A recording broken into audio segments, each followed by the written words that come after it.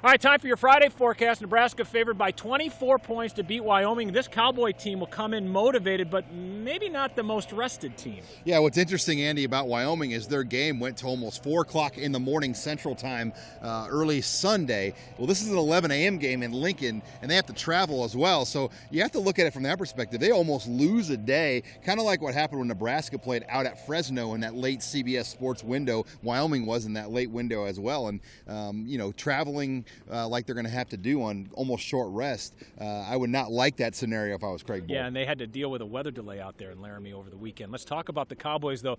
A lot of local ties with this team, isn't there? Yeah, you start with their head coach, Craig Bohl. He was the defensive coordinator here, linebackers coach. He played here.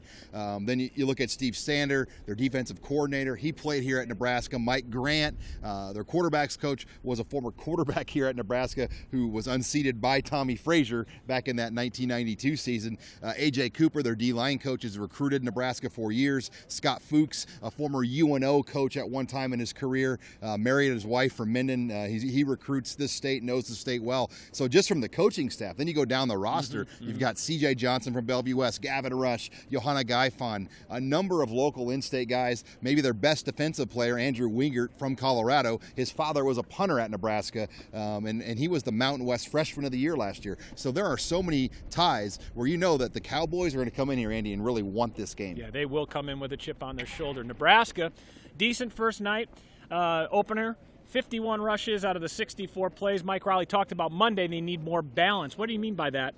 Well, I just think he wants that pass to be respected more. And I think they got obviously really comfortable running the ball.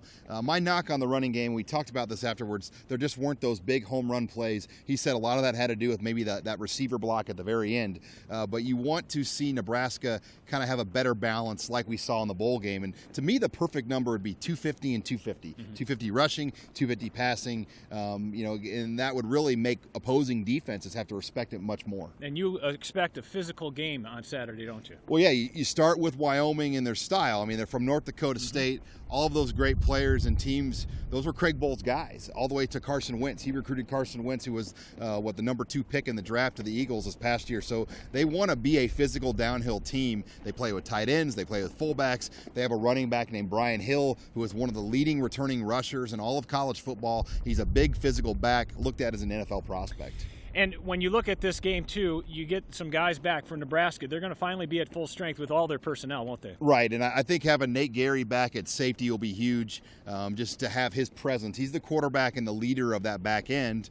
Brandon Riley, I think, too. I mean, he was really missing. I felt like if he was available, he would have had a way bigger role in this passing game on Saturday and the jet sweeps. So look for him to, I think, emerge and have a big day on Saturday as well. Well, we'll see what kind of impact they have when the Huskers take on the Cowboys of Wyoming, 11 a.m. kick on ESPN2.